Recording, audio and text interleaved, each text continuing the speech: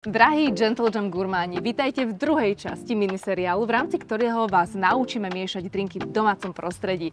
Tak, opäť som tu ja, opäť je tu náš barman Peter, ktorý nás to všetko naučí. Tak Peter, poďme na to. Dnes sa naučíme miešať drink s medveďou túžbou. Áno, bude to teda twist na whisky sour a keďže sa ti to tak minule veľmi páčilo a asi aj všetkým ostatným, tak nechal by som to zase na teba. Ja budem ten, čo ti povie, že ktorú ingredienciu pridáme a ty budeš tie ruky.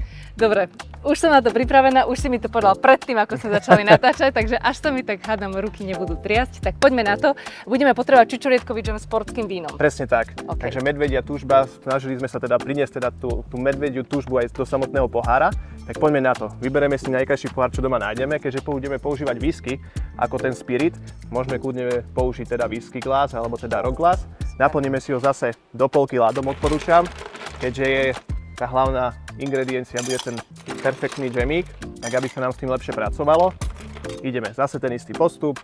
Pridáme džem, nie len hociaký, gentle jam, áno, zase krásnu porciu, kľudne 2 lyžičky.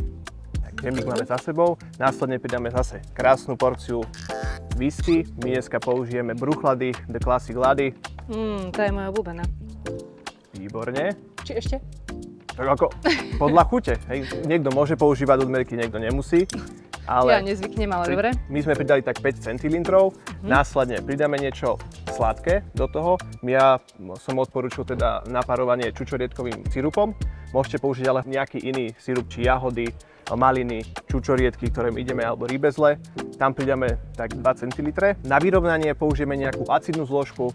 V domácom prostredí môžete použiť kľudne citrón, limetu, čo budete mať po ruke. My použijeme supasavu, čo je kombinácia prírodných kyselín. Dáme takú istú porciu ako teda sladkej zložky. Takže 2 centilitre. Okay. A teraz to premiešame. Dobre. Výborne. Dosypeme ladíkov. Všimáš si to? Ako som sa zlepšila v tom dávkovaní? Doma trénovala. Jasné. Takto by mohol už skončiť ten koktail, ale keďže chceme ho ešte nejako vylepšiť, prichystal som si pre vás ešte húzovkový olej, ktorý nakvapkáme na vrch 2-3 kvapky, ktorý nám krásne prevonia a pridá nám zase do toho koktejlu tú medveďu túžbu a to sú tie huby.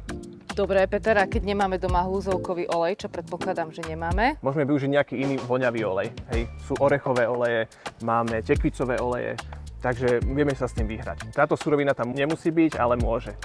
Áno, trošku to premiešame a môžeme piť. Nech sa páči. Tak, na zdravie. Na zdravie.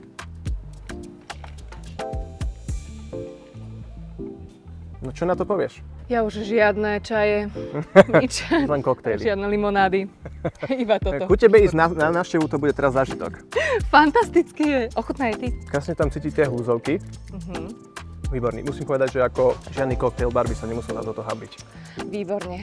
Ďakujem veľmi pekne, že si ma opäť naučil aj ich miešať drinky s Gentle Jamom a my sa vidíme opäť o týždeň v tretej časti miniseriálu, v rámci ktorého vás učíme miešať drinky v domácom prostredí.